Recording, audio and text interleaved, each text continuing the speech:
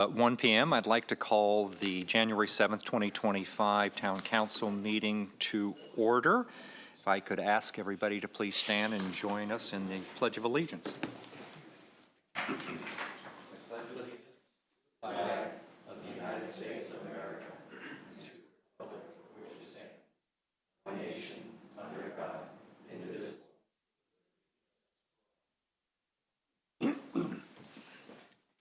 Madam Clerk, could we please have the roll call? Mayor Bell. Here. Mayor Pro Tem Turner. Here. Mr. Farrell. Here. Ms. Kay. Here. Mr. Spencer. Here. Ms. Tillerson. Here. Ms. McQuillan. Here. Thank you. We have a quorum. First item business is approval of the minutes of our December 3rd, 2024 meeting. The minutes were circulated in advance. Does any council member have any changes or additions to the minutes? I just made 2 minor changes with Petra directly. As well, 2 minor changes. Nothing for me. Nothing, thank you. If there are no further changes with those additions, the minutes are approved. Citizen comments on agenda items at this point in time? No citizen comments. Moving right through. Updates. First. I will be much briefer than usual. You Hold the applause, please. You are questioning my capacity to actually do that. Just want to alert everybody who's here, but also will review this meeting, watching online or now or later, that we have a couple of meetings coming up. We encourage your attendance to. One is the Council Strategic Planning meeting, which is on the 23rd and 24th, is that right? Thursday and Friday, a week and a half from now.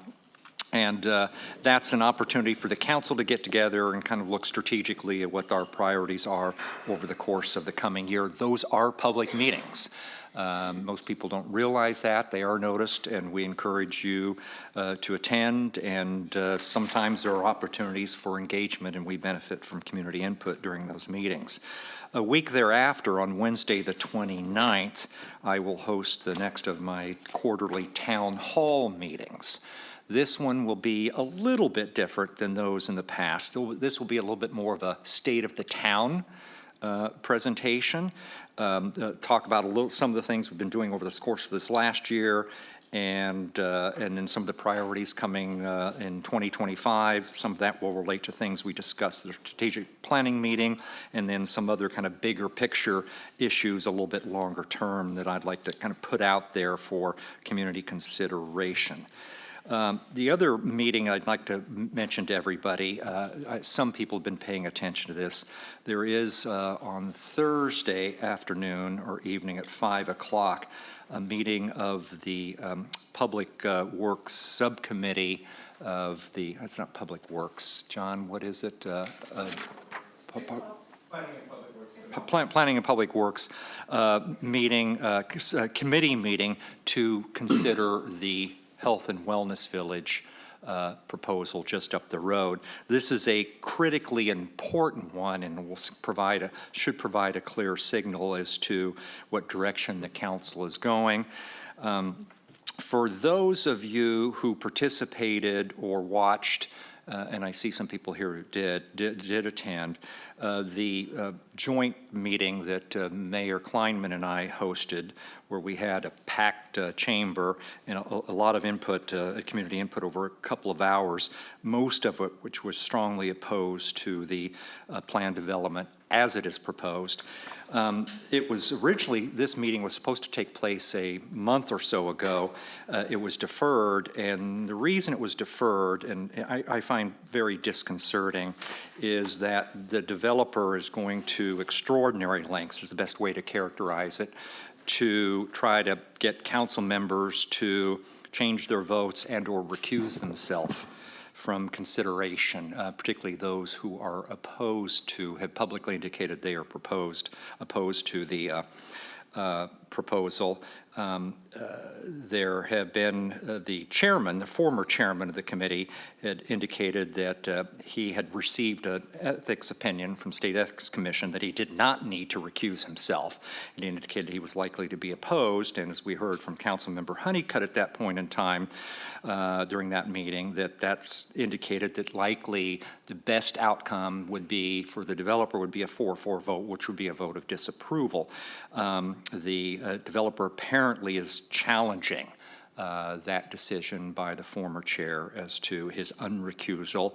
I've been recipient of various emails, which I find disconcerting, from proponents and the developer himself talking about various conflicts of interest on the part of a couple of other council members. And suggesting there were conflicts that I personally know to be factually inaccurate, but yet that information is being circulated out there. So anyway, if anybody has the opportunity to come and attend, it is North Charleston at the County Council Chambers on Thursday afternoon. It would still have to go to first reading thereafter, but that depends a lot on what happens on Thursday. The only other thing I want to touch upon right now is been a lot of renewed traffic on I-Kiowa, as well as a few direct communications about coyotes on the island. Been sent a lot of pictures and images, and people say, well, TOKI or KIKA, is anybody listening?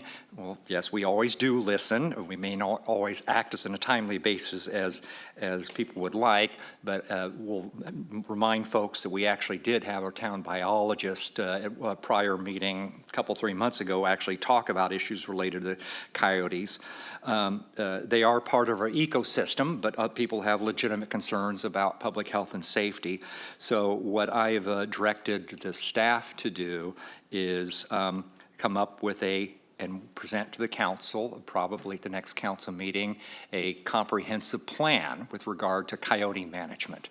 That it's been pointed out that other communities, I believe Sullivan's Island does have such a comprehensive plan, so we'll take a look at what they've done and see if that's applicable to Kiowa Island. I would note, I'm not an expert on the biology, nor am I an expert on all the SDNR rules and regulations, but I have looked at those. It's a complex issue to address. There are state regulations in how you engage with coyotes. People can deal with coyotes on their own property, but apart from that, there are permitting requirements, and there are also, I think the town biologist would tell you, if you remove one coyote or a pair, that others are going to come in to fill the void. So, but we will get back to the council and the community as a whole with an action plan as to how best to address coyote issues on Kiowa Island. And with that, Councilmember Berner. Thanks, Mr. Mayor. So I don't really have any updates, and I don't know where else to bring this up, so I'm bringing it up now. It has to do with the latest ordinance we passed regarding covering or not covering the dumpsters. And I'm bringing it up because I'm considering here to rescind that ordinance. And the reason being is that this past 2 weeks or so, I received a number of emails from people specifically on Blue Heron Pond Road, where due to the absence of the covering, they're stating trash is all over the road. I go back to our meeting minutes from last time that we just approved. Mr. Ibsen from Dolphin Architects complained that trash and waste bags were being placed on top of dumpster tarps, and that was a cause of the problem with trash being scattered on Blue Heron Road. Well, now there's no tarps on the garbage, and the trash is still there and blowing around, and there's allegations that's causing rats or whatever it happens to be. I don't know if that part is true or not, but I had a number of communications. I went down there, and trash is everywhere. It's since been cleaned up, but it's unacceptable to have that kind of situation here on Kiowa. So I wanted to let you guys know. We can talk about it. I'm all for going back to the more stringent ordinance because we just can't have that kind of appearance here in Kiowa. So I don't know what to do subsequent to this, but I'm letting you guys know where my head is. I appreciate that, Councilmember Berner. Just one follow-up with regard to that. We did discuss, we've also gotten complaints and did discuss this at the town, at the senior staff meeting this Monday. You know, it's not entirely clear, we're trying to get the facts, whether it's related to the tarp cover or not. If you put stuff on top of the tarp, it can still be gotten by animals. Understood. So the issue is not, it's not clear whether the tarp itself is an issue. There's no question that there shouldn't be any littering. We do have a separate ordinance against littering, and both, I believe, both our town enforcement, code enforcement staff went, they issued at least a verbal warning. There was a question as to the application of the ordinance in that particular set of circumstances, but it was determined that because it was over a holiday and over inactive for a period of time, there should have been a tarp covering. I'm not sure if there was actually a citation issued or just a written warning in that instance. We're trying to get compliance, but I believe livability also went out because there were potential KICA rules and regulations issues. But trash is a problem regardless and wholly separate from the tarp issue. Whether they are in fact related, we've got to do a better job of assessing. Right, I'm just thinking, you know, one bad apple does ruin it for the entire bunch, but if the absence of the tarps is allowing trash to be blown out of the dumpster, well, then I think we should, in my opinion, I want to go back to the way it was. Anything else? That's it, thank you, sir. Councilmember Kay. Okay, yeah, I have a few things, a few updates. First, we're coming back on the permeable surface issue. I think members of council, specifically Russ, raised an awful lot of good issues last time. We realized that we need to go out and gather more data, whether it was on the very options, the options that are available on the different types of permeable surfaces. I'm having some cost estimates drawn up that in single-family neighborhoods using my street as a basis. So we do need to beef up the data that we bring back to council so that there's a more complete picture of what we're asking to potentially go forward. So I appreciate some of the issues that were raised last month. We're also reworking some of the objectives around the marsh management work group. And again, that'll probably get fleshed out more this month. But Brett, I have notes to talk to you about that. But we're looking at broader objectives and a compressed membership because that very large community council has really not been functioning in the last year or so. So we think that there are better ways to apply those people resources and that attention. As far as the environmental committee and getting that fully staffed, we're finishing up on the interviews this week. So we'll have recommendations again by the next council meeting. Then the Bobcat project has been a little bit lame. Recently, we had a lot of drop-offs and people who had enrolled in that pledge. So we're reinvigorating that. Jim and I are working on the revigorate, and some people on the environmental committee are reinvigorating that. And then finally, Councilmember Kay, if I could just interject on, Yes, on that please. part. And Jim, I think you mentioned at the Monday's senior staff meeting that you're kind of beginning the process of doing some trapping and then going assessing trapped animals for the presence of SGAs. So we should have some better data as to how effective the kind of restart of the Bobcat Guardian program has had. Yeah, so just by way of background, back a couple of years ago when there was the joint initiative between the town and the Conservancy, there was a lot of communication, a lot of publicity around the Bobcat issue. We had some really impressive improvement in those numbers. That has fallen off, and there are a couple of reasons why. For the community didn't understand that we were asking folks to go back and re-sign that pledge. So we just need to do a better job on the communication front and coordination with other island entities who are interested in our bobcats. And then finally, There is, this is just a public service announcement on behalf of KICA. There are amendments that are out there to be voted on over the next, how many months, Sherry? January 13th to February 13th. Okay, so we have another good month, and one of those amendments that I have been personally involved with, and I see other folks out there like Dave who have been involved in this from day one as the ARB issue. There's an amendment that would grant KICA the authority to operate an architectural control authority.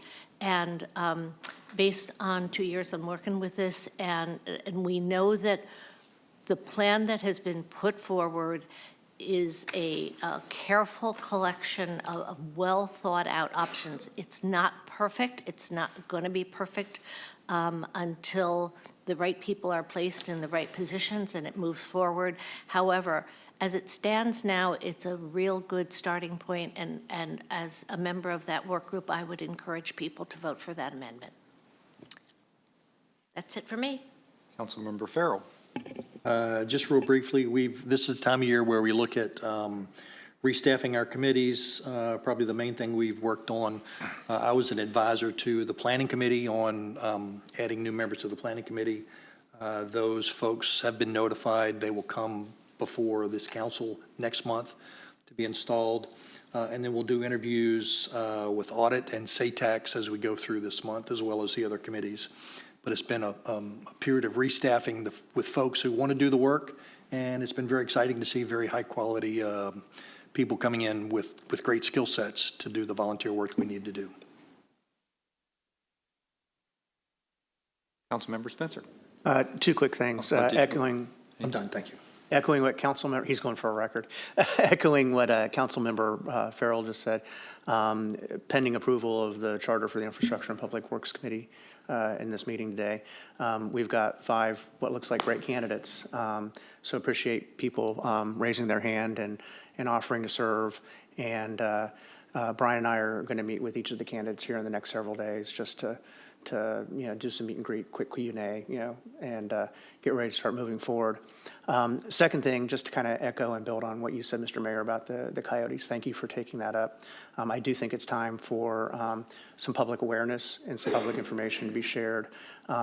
Please include in that education on what community members could and should do. I've lived in a lot of different communities, as people are aware, over the years. I've lived side by side with coyotes for years, bobcats, scorpions, polar bears, black bears, and my experience is when you try to do something about it, nature wins. So I think that any approach that we take, just like Sullivan's Island talks about in their information, needs to include what do you do. There were places I lived where you carried bear spray.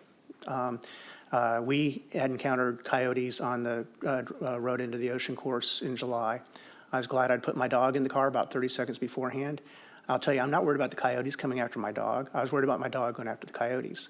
I have since taken my dog to training so I have better control over my dog should that happen. There are some things that people can and should do, and so there's personal responsibility as well. That's it.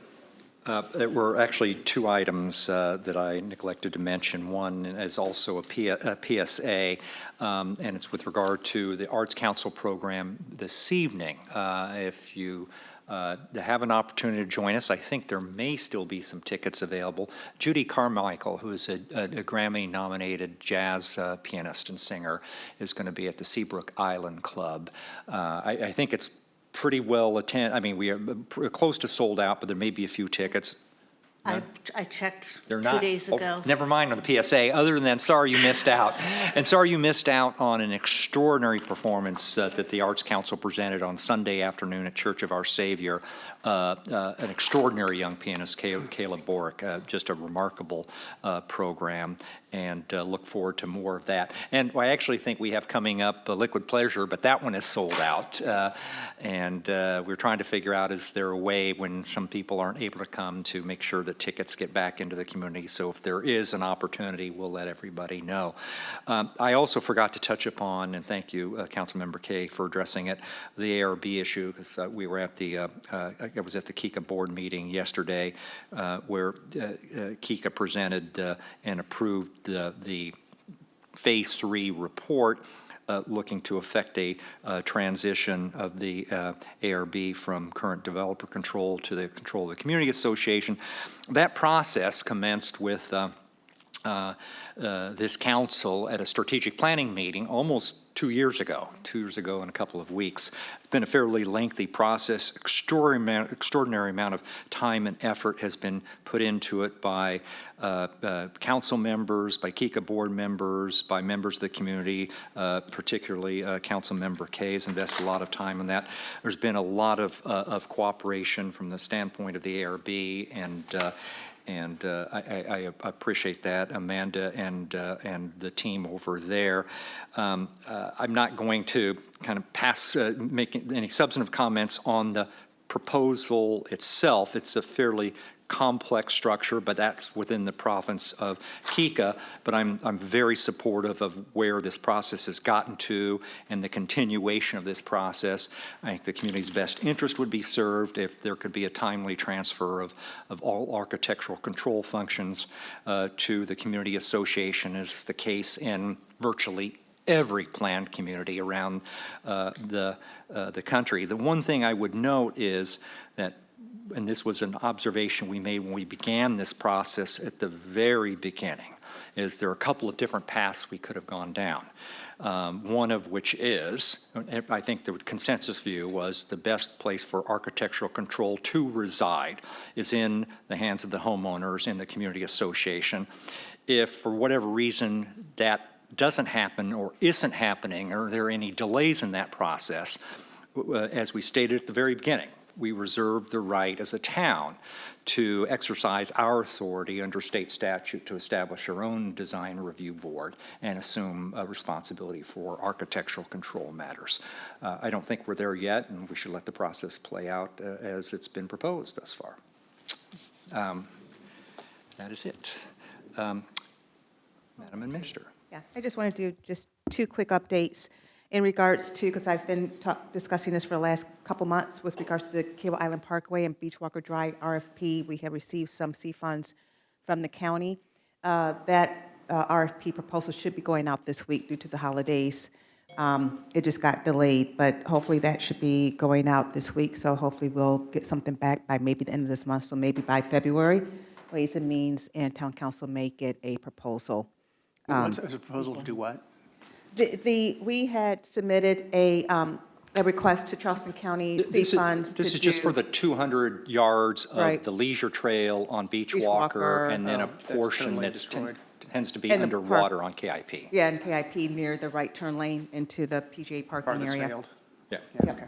So that project should be getting released. And then just for the community's sake, and maybe it's a reminder for you all, unfortunately, we have lost our communications director. She has taken a job another jurisdiction, so we currently have pushed out. We're looking for a communication director. The information's on our website. So if anyone knows of anybody, please direct them to our website where they get more information. That's it. Any questions for the town administrator? Not, we will move to our first item of new business. It's to consider approval of the purchase of traffic monitoring devices and related devices. This was an issue that was taken up by the Ways and Means Committee earlier this morning. Mr. Chairman? Yes, so this is a set of devices, and Brian, do you want to come up too? The set of devices, 3, that will display the traffic speed. We've got 3 locations in mind to use this. About 3/5 of the money has already been allocated through SATAX, and about 2/5 of the money is being requested here. And the attempt here is to improve our speed, improve our traffic control, and I'll stop there and turn it over to you. Anything else?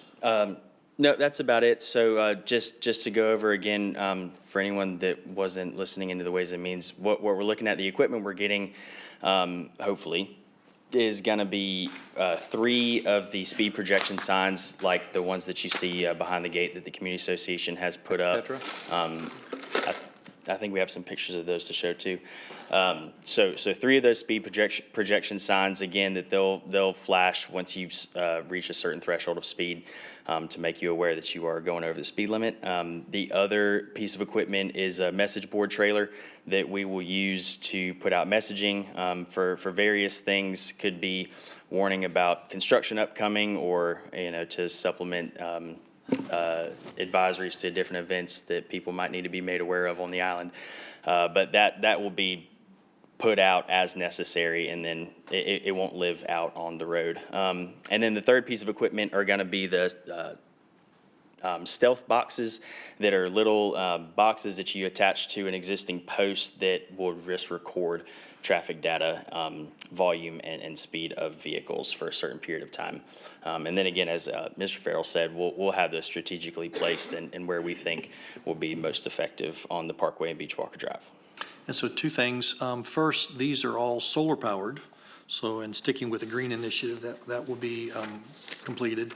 And these traffic data monitoring, we pay $20,000 or so every other year or so. That was when we were doing all of these vehicle traffic monitoring required under the ARDA. We reduced that last time. It was still just under $10,000, and that was each year, and these now we're going to be paying $12,000 other than ATAX funds for So something. if you've driven across those airstrips in the road in the past and wondered what that was traffic monitoring. These will allow us to do that, so the cost savings go ongoing by using these rather than hiring a contractor to come in and put those in. And not only that, but those were only certain periods of time. We can monitor traffic flow at all time. We can monitor during peak, during trough. Yes, sir.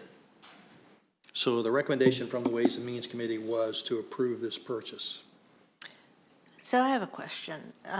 We have to. Yeah, I'd probably entertain a motion to approve the recommendation for purchase of the traffic monitoring devices. Motion to So move. approve. Second. Discussion. We So- didn't vote yet. How, Discussion first. You don't vote? Okay. All right. when will at what speed will I exceed the speed limit before I light up these signs?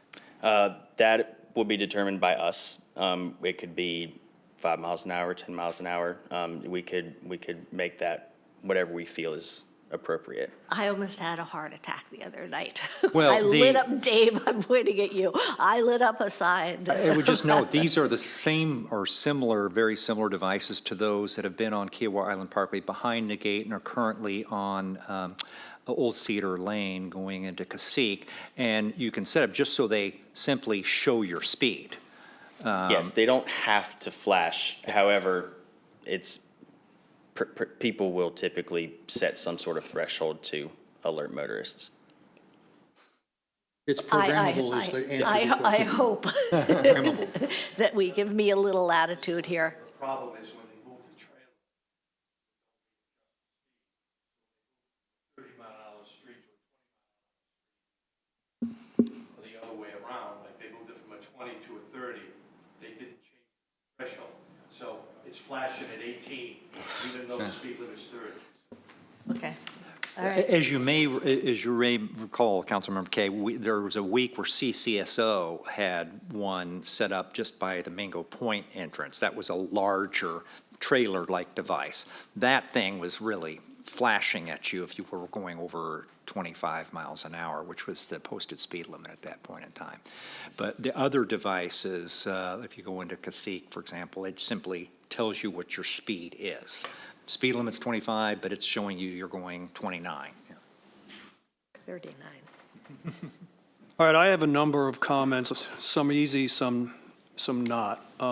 Number one has to do with enforcement. I have observed way too many times that cars slow down for the traffic monitoring device. Just as you pass it, they floor it again. So without enforcement, I'm not sure what benefit this is going to be, because I saw it on the Parkway, the one that we're talking about. As soon as you pass by, the people start flying again. That's easily fixed by just having enforcement. Number two, though, is a concern to me. Ordinance 4-404 requires all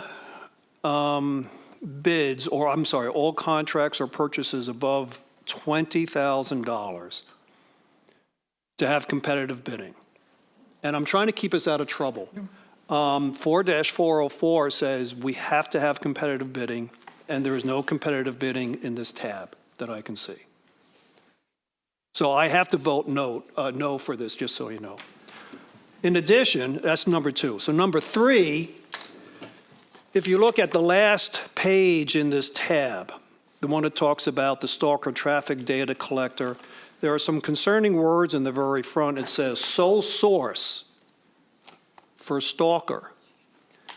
Ordinance section 4-412 does not allow sole source purchases over $20,000.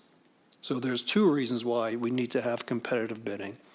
In addition, the ordinance says that any notice or any intent to award without competition shall be posted on the town's website at least 5 days prior to awarding a contract. I looked on our website, we don't have any such notice. Number 4, each one of the 3 quotes has a box for a discount. I would just like to ask, can we ask for a discount? Number 5, the last one has to do with sales tax. I noticed we're being charged 9% sales tax. I did my own review of the state ordinances, and I don't believe this would be an item that can be excluded from sales tax. But I would like Mac to confirm my review is correct, and I would like someone to confirm that this would not be an item that would be excluded from sales tax. So those are my 5 comments. Can I share a thought on one of your comments? I'll try to take the easier one. First of all, for the traffic monitoring, I do think that brings a lot of value. Aside your other concerns, having good real-time and historical data that's easily accessed and referenced by the staff, I think will be a helpful thing for us. Oh, I'm to not have. against it. I'm I just know. saying, I'm just saying, the speeder's still speed as soon as I pass by the sign, so I think we need to introduce enforcement as part of a comprehensive plan. I'm all for enforcement. I know that's the tar baby we've got for a lot of things that we'll have to figure out. I think we've all had different observations and experiences, some like you're describing. I think people do tend to also come out of their heads sometimes when they see it flash at them or when it lights up. And maybe they're like, oh yeah, I have been a lead foot. I think there's various reactions, but I agree that the reaction you're talking about is also accurate.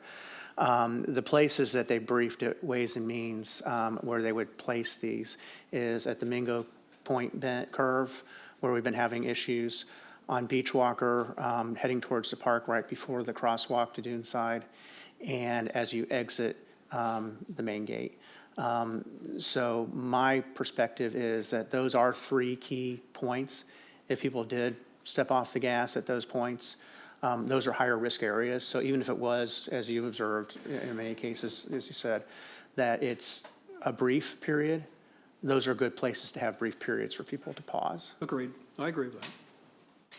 Let's, just one point of clarification. You said the third point was as you exit the island off Yes. through the first gate. Yes.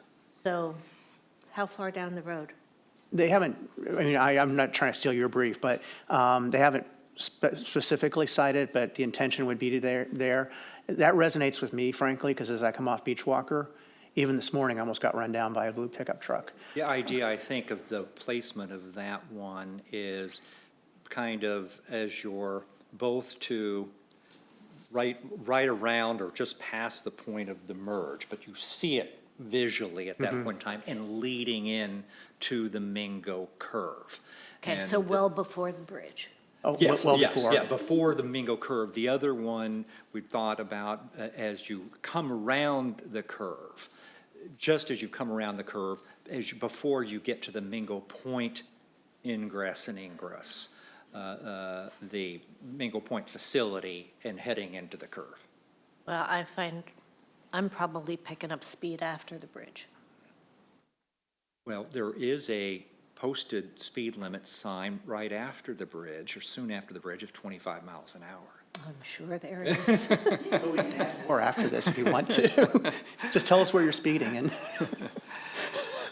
By the way, just a little bit of context, and I do want to come, because I think Councilmember Berners made a very good point, and perhaps Brian has some additional information. This grew out of in part was in follow-up to all the discussion we had about the issues, public safety issues at Little Rabbit Lane, Little Triangle area. And at our request, CCSO had put up the one sign, the trailer device, Yeah, I and was remember. recording speeds over a period of about a week. And then we did the separate devices that you can't see. I mean, there's nothing to show, but they just collect all the data. The data was rather disconcerting in terms of the speed limits, I mean, the levels of speed that cars were progressing into that curve, through that curve, and getting closer to the island. Routinely 10 to 20 miles an hour over the speed limit, which obviously poses public safety concerns. To your point about enforcement, ultimately, the town has no enforcement authority at all with regard to Understood. traffic speed. I'm aware of that. That is something that hopefully we can have a conversation with Charleston County Sheriff's Office and the newly elected sheriffs, who's actually getting sworn in or got sworn in earlier today, about providing more regular speeding enforcement.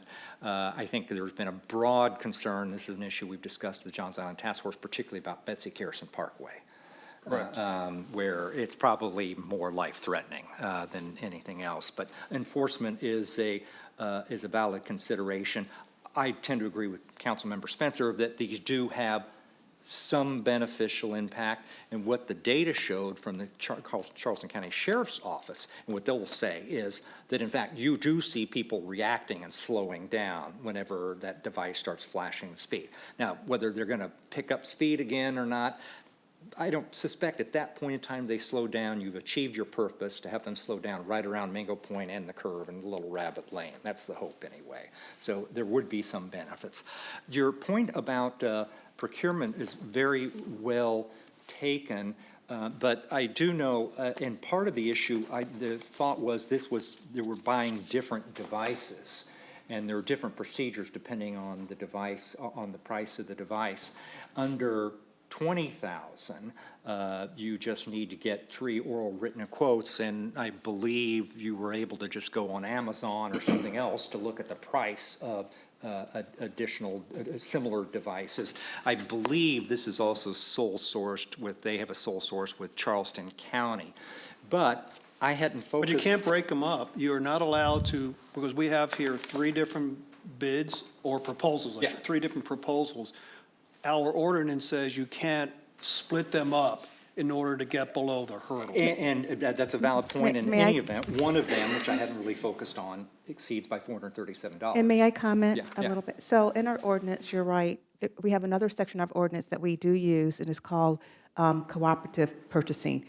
We have, we're allowed to be able to piggyback on other government agencies that have gone through competitive bidding. We've done it when we bought our vehicles. We've used Charleston County. In this case, with Stalker, the sheriff's office and the state used them. They did competitive bidding, and our ordinance allows us to be able to piggyback and use their competitive bidding process, and whoever they selected, and Stalker was the one. All right, well, So that we makes meet our sense. ordinance requirement based on that. We have a section called cooperative That makes purchasing. sense, but then section 4-412 requires us to put that explanation on the website for 5 business days before, and we haven't done that. either. Yeah, and that would be something we have talked with MAC, because that's talking about sole Actually, normal sourcing. contract procedure Right, applies, it says, except as provided, otherwise provided Right, herein.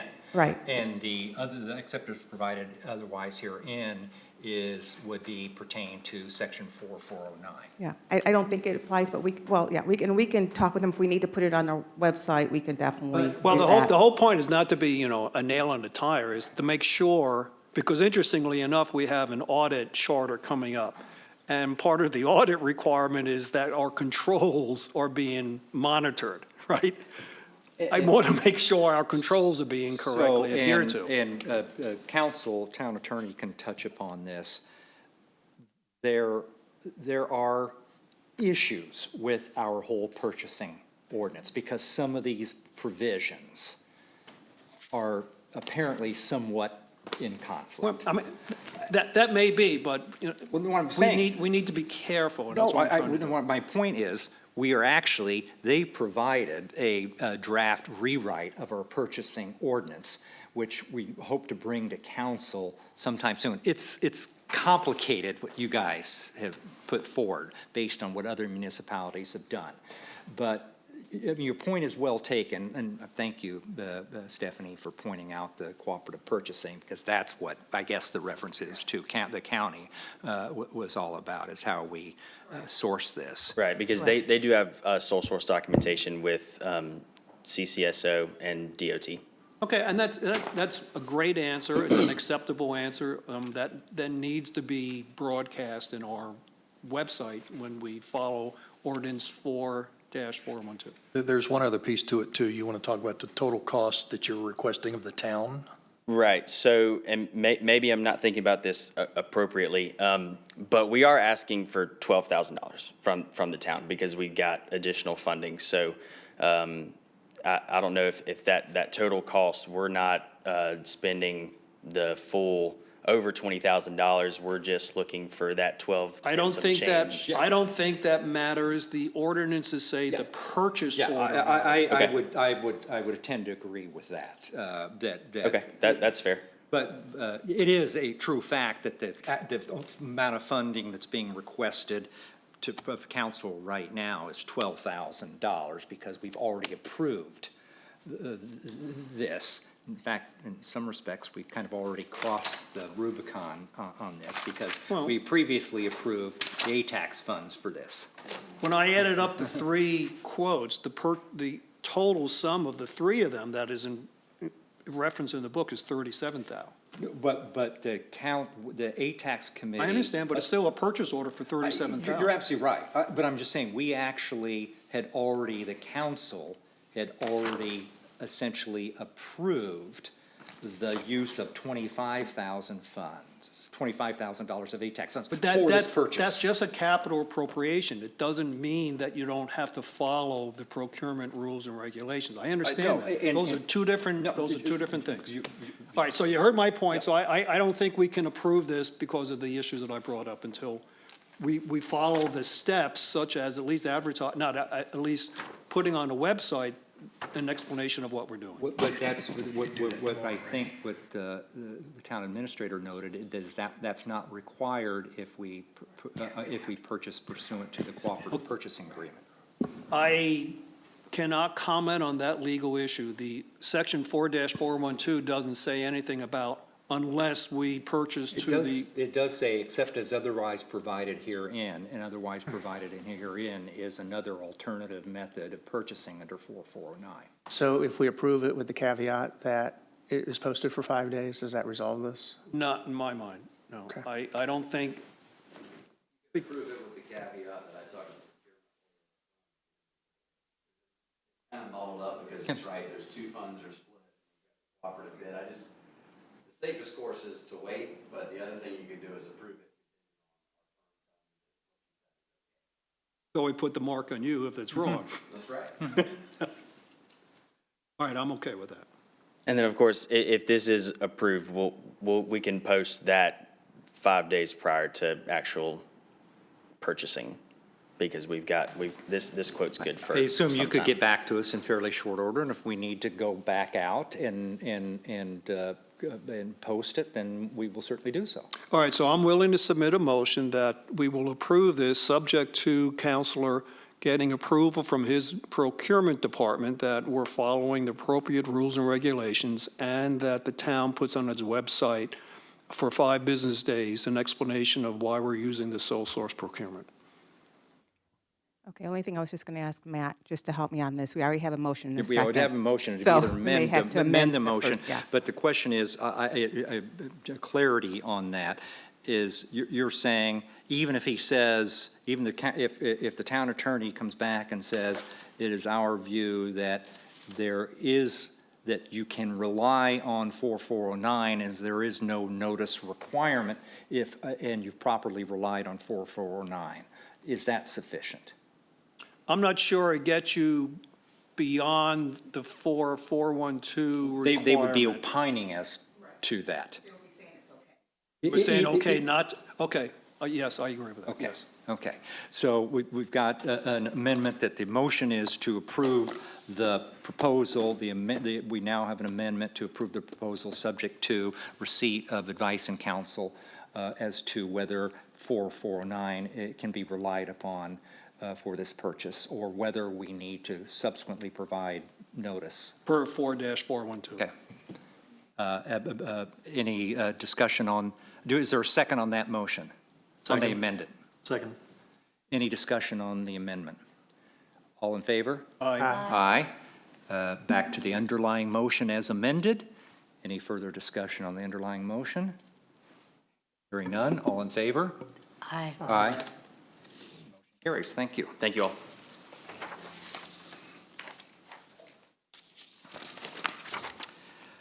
The next agenda item is approval of the kind of reconstituted, renamed Infrastructure and Public Works Committee charter. May I entertain a motion for approval of the committee charter? So moved. Second? Discussion?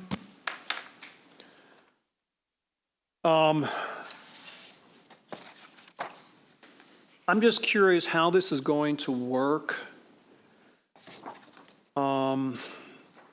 The charter talks about the committee is going to focus on critical infrastructure and public services. What is it they're going to be focusing on doing specifically?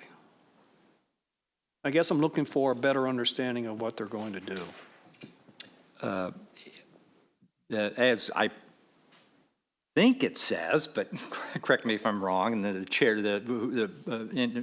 Councilmember Spencer, who's been tapped to chair this committee, is it will look at issues like any work that we do on our public roads, our leisure trails, whether we need to repave, whether we need to elevate, whether we need to install a traffic circle, and then that's roads and leisure trails, issues related to public facilities here at the municipal center.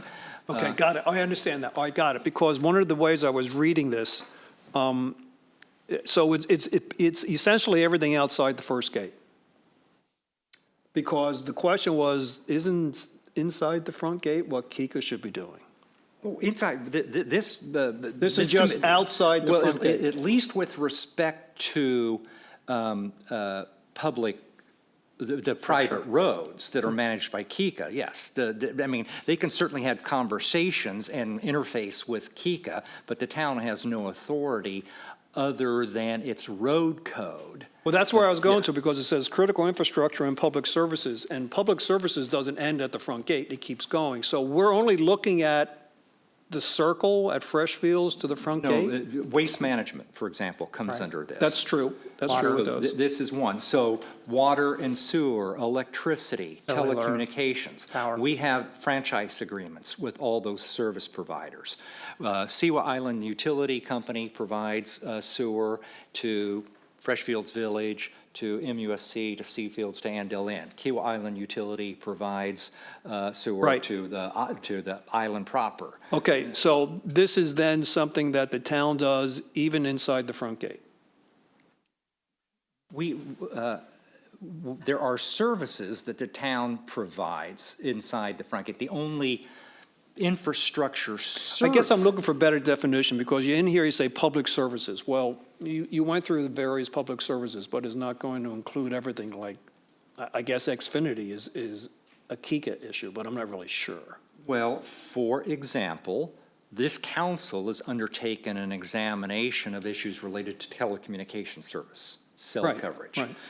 That would fit within this committee. Right, but I think I'm looking for more definition of what this means. Okay, I'm not I'm not sure I'm capturing kind of what you're looking for. Public services, including every kind of utility imaginable, is included in this scope. I think from a charter standpoint, you want to be broad, and then when you get to the actual implementation, you want to identify what we're going to work on and what we're not. But from a charter standpoint, it probably doesn't behoove us to list all the details here. It's absolutely, they've got to decide, okay, we can do cell towers, but we can't do curbs and gutters, okay, things like that. I think that's the purview of the committee to define in their actual working documents, but not in a charter. Okay, I hear you. All right. I mean, it's kind of like the Public Safety Committee charter, which you were the chair, just basically says anything to do with the health, safety, and welfare of its citizens. It's not delimited Understood. in any Okay. way. Now, what is a practical matter the committee is going to be looking at, but the issues that we've already had some conversation about are things like telecommunications. We are going to have to look at, repaving. Right now, we talked about earlier the repaving of 200 yards of Beach Walker Leisure Trail plus a portion of KIP's Leisure Trail. Any issues with regard to, anything that we do on the municipal center grounds will be the province of that committee. And if we do want to do something about working out some franchise agreement, we've got franchise agreements will expire when the new franchise agreements come up. And this committee will be the place that consideration probably starts. All right, fair enough. So in this charter, as well as all the others that are going to be coming under discussion, they all reference that the mayor and town council may reappoint committee members for successive terms. What is that process for reappointment? Is it you by yourself? Is it a vote of the town council? Oh, it's a vote of the town council. So we are going to decide if every individual person on every one of these committees is going to be reappointed. That's correct. Which is what we do now. We're going to do that going forward for every person, because I have not to date been involved with any discussion for reappointment. Well, in fact, you just hasn't been as explicit as it's going to be going forward, because committee charters already provide that all appointments are for a one-year term. I understand, but there's never, ever, since I've been on town council, we have never discussed, should we reappoint, not Well, reappoint? there hasn't been any discussion, but in fact, you've reappointed them every year. I was here when Landscape Tree Preservation Board members were appointed last summer. Yeah. And it was a council vote. So, Right, but there's never an evaluation or discussion. It just is like a carte blanche kind of thing in the past. you're absolutely right, and that's no longer going to be the case going forward. Okay. That's right. Back to my original Yeah. comment. So because I anticipated that was going to be the case.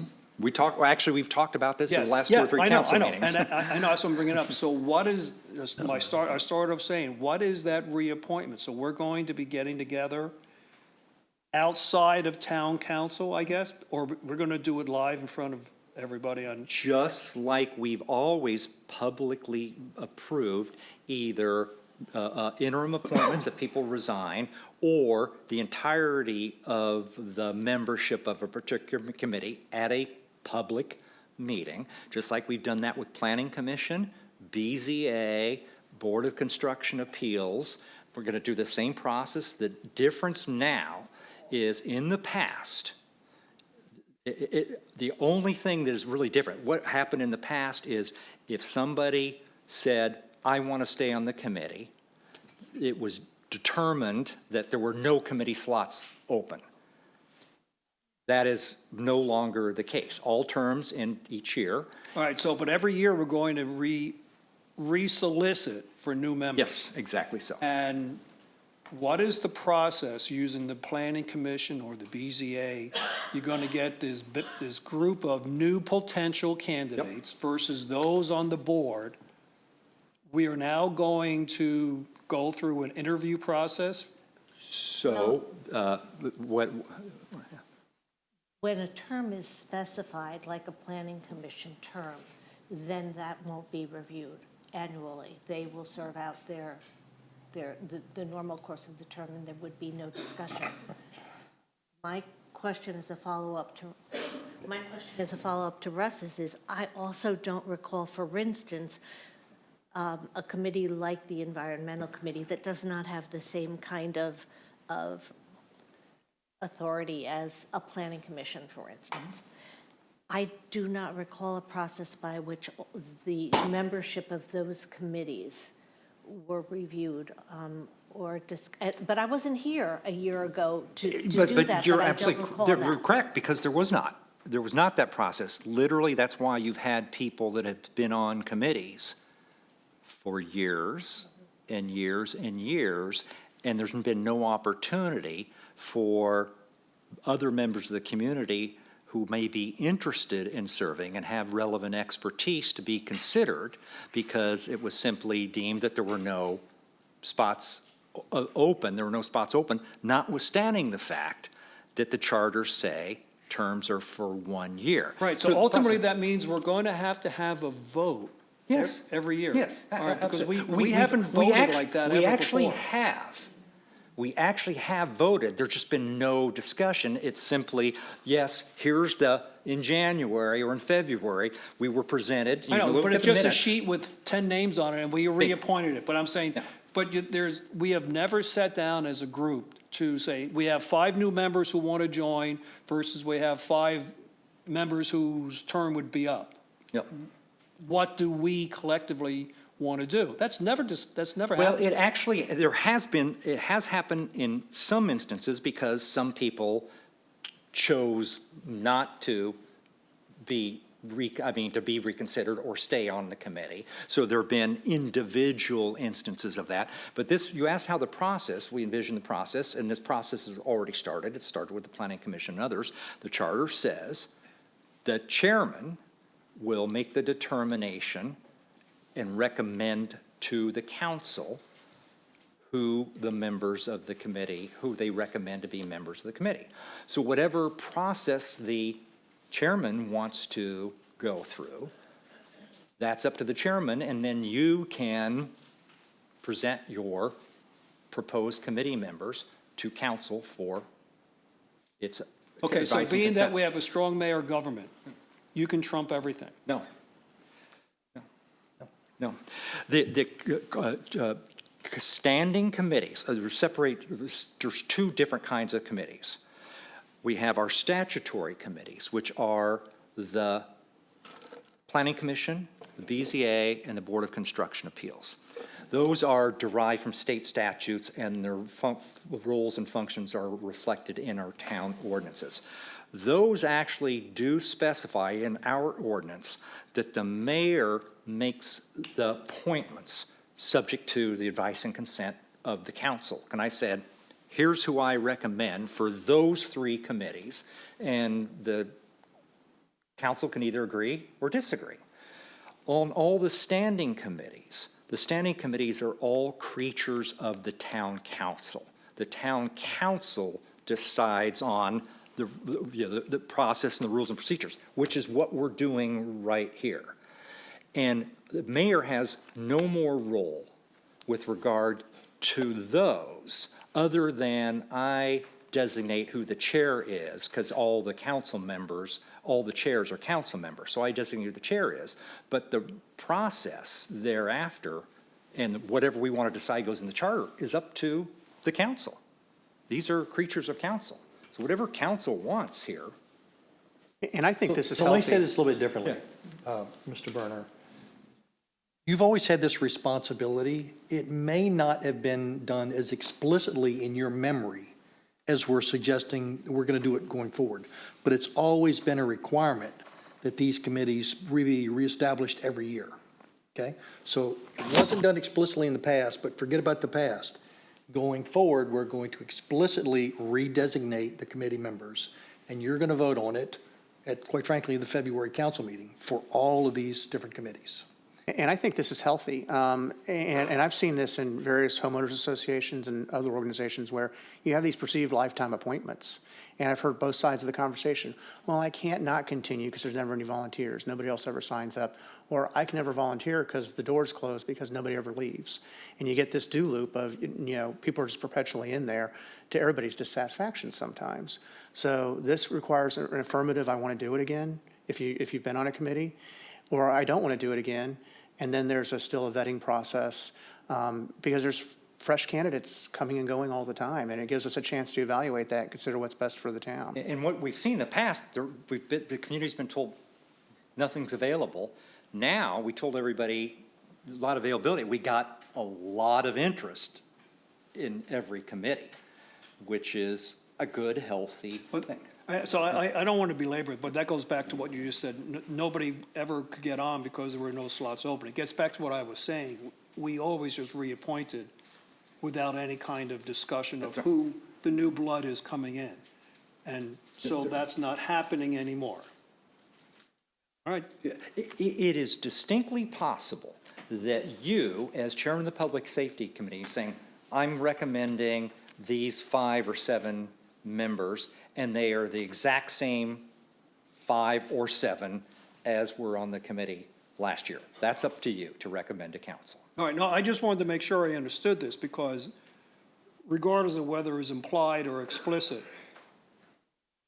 the word on, well, not the words, I did hear many times that people wanted to join, but there's no openings. Yeah, that's right. So that was an incorrect statement. Technically, there always were openings, hence I get back to what there always were openings, but they Well- always got reappointed. Yeah, it was, the way things used to be done is simply, if you wanted to stay, if you, go out and say, do you want to stay on the committee and be reappointed? And if they said yes, done deal, there was Exactly. no spot open. Never Exactly. advertised. Exactly. All right, that's not the way it is anymore, so. That's correct. All right, very good, let's go. Any other comments? We have a motion, I believe we had a motion and a second. All in favor? Aye. Okay. We're on, I think we can consider the other the charters collectively. And by the way, I should have clarified that the reason it was considered separately is because that what had been the Public Works Committee had been defunct or moribund for a period of time. So we were reestablishing that with a slightly different name and a slightly revised set of responsibilities. All the other committee charters are existing charters.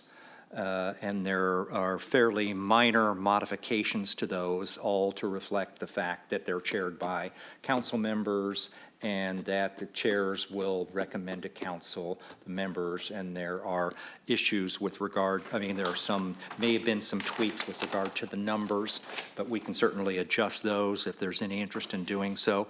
The one other substantive change that isn't reflected in herein is some of the charters, and there was not consistency in this regard, required some form of residency requirement. That's been eliminated from all of these charters. It doesn't mean at the end of the day that the council can't make the decision in a particular set of circumstances that it wants to require all or some or all of the committee members to be part-time owners, full-time owners or not, but it also gives the chair the prerogative if they think there's somebody, for example, that lives in Cacique, that's directly impacted by a lot of the issues that we're considering and has relevant expertise in a subject matter to be able to put that person forward. And case in point, you'll see it next month after we do the interviews. We have the exact thing happen. We've got an applicant who fits that description. It brings great qualifications, best I could tell so far. I have a motion for approval of the revisions to the Arts and Council, Cultural Events Council, Audit Committee, Environmental Committee, and Public Safety Committee charters. So moved. Second? Any further discussion? Who is the council chair on the Arts Council? So, good question. A little bit of finessing on that one. A council member is the chair of the Arts Council Board, which is the decision-making body with respect to budget and approving ultimately programmatic activities. So you do have a council member chair of the board. There is under the board the operating committee, which is what we know of as the Arts and Cultural Events Committee, which is the one that goes through the mechanics of putting together the programming. It will have a separate chair who's a member of the Arts Council, that subordinate operating committee. A couple of reasons for that. They are very down into the weeds and continually engaging. And I mean, they're the ones that are putting together the whole season for planning. They're the ones that are dealing with artist agent, and others. And like David Wool, who's been nominally, I mean, he's been the vice chair, and I've been acting in the capacity of chair of that operating committee, makes no sense because he's the one, along with his fellow committee members, that are directly engaged with artists and artist agents and dealing with all the different venues around here. So it's better for the community if he's recognized as the chair of that entity. Okay, I don't know if that, but you're the town council. Chair. I'm the chair of the board. A member of the town council is chair of the Arts Council Board, and in this case, it is me. Okay, thank you. And then my only other comment goes back to Environmental Committee, and we are looking hard at a better organization there, so that charter could be amended by the time we vote on it. As you've discussed, well, we're voting on it now. You may want to come back with. No, that's fine. We Yeah. can vote on it now. Yeah, but you may, it if you want to be come back revised. with subsequent changes, we can certainly consider that. Any further conversation or discussion? Just one little note. Make sure you look at the email that was sent out with the revisions. There are some minor revisions to all of these, but for the audit committee, there's a couple that really just focus on actually reducing the number from 7 to 5, and then beefing up the language around auditing of internal controls. That was not really strong enough in there, so we changed that and even allowed a second auditor if the first auditor couldn't do the audit of internal controls. So that's And as you may recall, a prior council meeting, we expressed the consensus view that we would pursue a separate audit of internal control in this coming year. Yeah, I was glad to see that in here on page 2. Item B at the very bottom says internal control and risk oversight. Paragraph 1 references an independent auditor reviewing the town's internal controls. I'm very glad.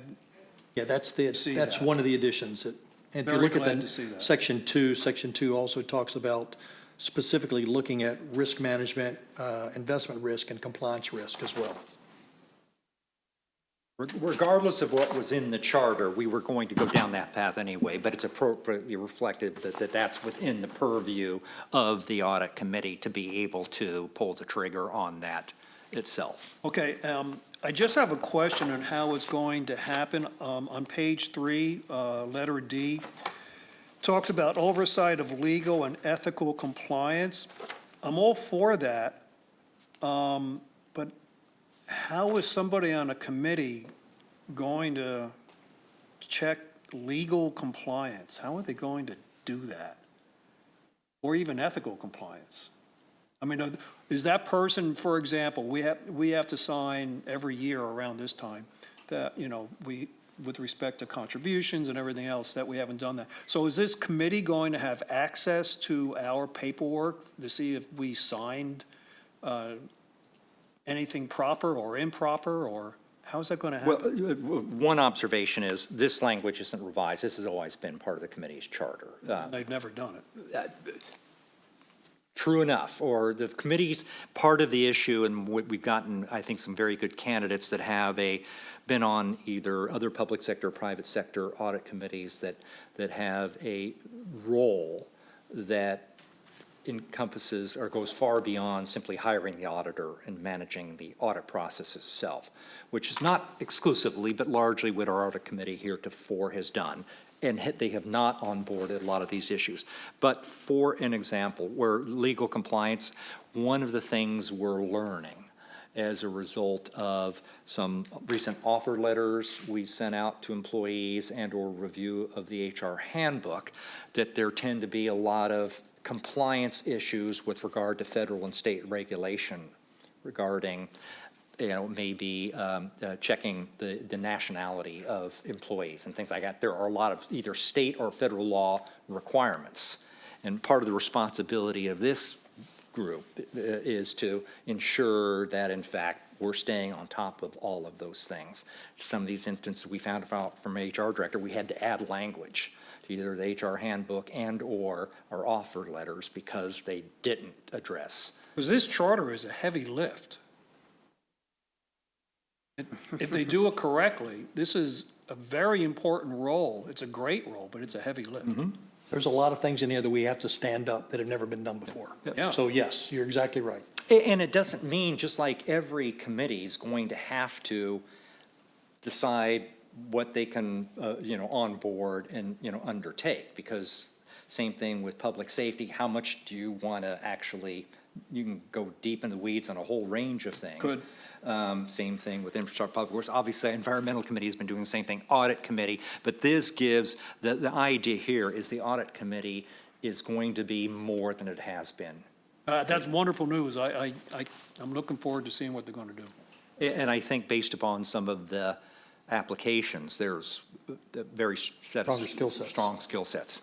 And again, just to be clear, it doesn't mean we're going to do the regulatory compliance reviews. We have to stand up a process that ensures that it happens. Correct. So Yeah. it might mean Yeah, hiring a exactly. person. It might mean new policies are put in place. It might mean all of those. So, but don't think that I'm going to be checking everybody for their regulatory compliance and their conflict of interest. We'll have a procedure for it. Okay. Any further questions or comments? All in favor? Aye. Aye. Aye. Thank you. Now, the next item on the agenda is to go into executive session. Just to clarify, there was no specific reference here, but this is dealing with council, the particular matter that we've discussed heretofore, which is resolution of the timbers-related litigation. And we've already previously approved ordinance changes in order to reflect a settlement that was agreed to between the parties. And that's what this executive session pertains to. Could I have a motion to go into executive session? So moved. Second? Any discussion? We are in executive session. Just need to Be announce back, about. I think, shortly. Yeah, it should,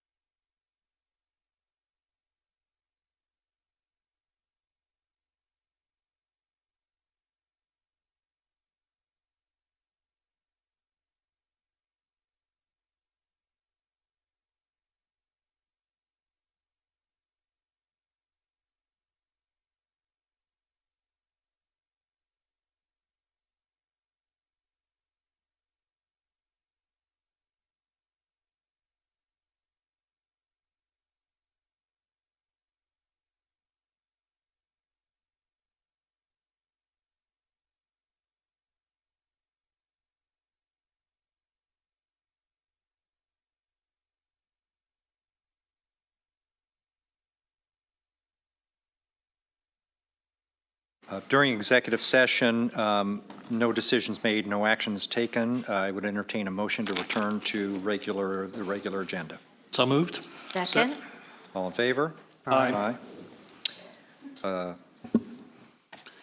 Mr. Mayor, I'd like to submit a motion to approve the settlement agreement, which is going to, and authorizing the mayor to sign that said agreement. Second? Any discussion? Hearing none, all in favor? Aye. Citizen comments on any agenda item? Mr. DiStefano. And Mr. DeStefano, as you come up, we're going to set a record here if you're short, so it's up to you. I've only got a couple. One of the things relative to the speed control devices, a couple of comments. One, when we first changed the speed limit on Governor's Drive, Keel Island Parkway from 35 to 30, we sent notices directly to everybody, every company that had a business access license, and told them, the speed limits are going to change, we're not going to tolerate it, we put the flags up. It got to the point now, every landscaper goes 28 miles an hour on Keel Island Parkway. I recommend that. The other thing is when you put the electronic thing up there that says what speed you're going, you got to put it on a pole that has a speed limit sign. Doesn't tell anybody any good to say you're going 28 miles an hour unless they see that the speed limit's 25. That I think is, we found that it does work. The little flashing when you go over, we kind of set ours at 6 miles an hour over, and it'll start flashing unless they move the sign from a 20 mile an hour street to the 30 mile an hour street and don't readjust it. So as you say, Kay, the thing's going crazy and you're going 1 mile an hour over the speed limit. We kind of discussed it. Hopefully we'll fix that tomorrow. Thank you. Thank you, sir. Any other questions or comments? None. Councilmember comments. Councilmember Berner. I do not have any, thank you. Councilmember Kay. Nor do I. Member Farrell. Just real quick, it was really nice to see after the town did a good job of promoting the open committee slots. We got a lot of interest in at least the 2 committees I'm involved in and some very qualified people. So thank you to the town. And thank you to Aaron for getting that stuff out such we got responses. Thank you. Great, thank you. I'll let Shai know. Don't blame it on me. The only thing I'll say is this may be a record. Not sure that this record will ever be broken again. We shall see. Don't anticipate this brief meeting at the February meeting. And Mayor, I yeah. did get an email that there are tickets left for Judy Carmichael. Oh, very good. So I encourage you, Grammy-nominated jazz singer and pianist, should be a great show this evening. With that, motion to adjourn. So moved. Second? We are adjourned. Thank you, sir.